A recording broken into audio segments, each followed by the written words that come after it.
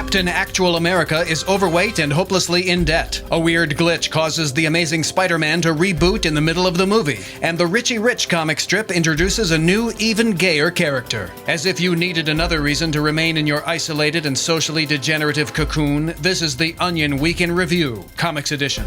Sources confirmed Tuesday that the Comic Book and Sci-Fi Expo Comic-Con was once again marred by BullyCon, an increasingly popular event held in the same convention space. Now in its 5th year, BullyCon reportedly drew more than 125,000 tormentors from across the nation, all of whom were bent on beating up and torturing those attending the many comic book, television, and movie panels at Comic-Con. This got started, it was just a couple of friends who wanted to beat the shit out of some Joss Whedon fans, but now there are thousands of us, ruining Walking Dead panels, taunting Harry Potter nerds, and really making some video gamers' lives completely miserable.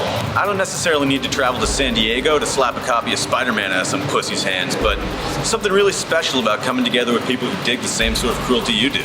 Frustrated Superman fans told reporters Monday that the economically healthy and financially stable Daily Planet newspaper is now the most unrealistic aspect of the comic books universe. Acknowledging that enjoying the adventures of a superhero that can fly, lift cars over his head, and shoot beams of light out of his eyes requires some suspension of disbelief, longtime readers said even the comic's most exciting stories are regularly ruined by the implausibility of a thriving daily newspaper, whose advertising revenue and circulation numbers have not at all been threatened by a media landscape overtaken by laptops, smartphones, and aggregation websites. Look, I could play along with Superman using his breath to freeze a volcano or clapping his hands together to cause some sort of sonic boom, but seeing images of a thriving Daily Planet newsroom not facing layoffs or dwindling home subscriptions just really takes me out of the story. No one in Metropolis has realized they could get news online faster and for free?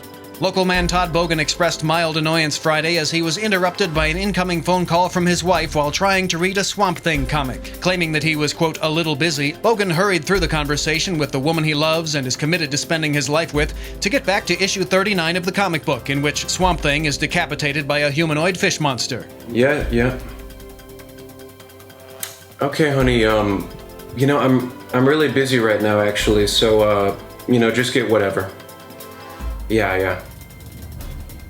Okay, honey, I really gotta go. And in this week's op-ed pages, the Green Lantern says his Six Flags roller coaster fails to capture the spirit of his heroic adventures. In other news, an area man has always had a soft spot for Puck. The owner of an independent comic book store is not quite sure how he's still in business, and the 2012 Marvel Handbook casually reveals that Peter Parker is uncircumcised. What follows this video could very well be a 10-minute sneak preview of next week's The Dark Knight Rises, but probably not.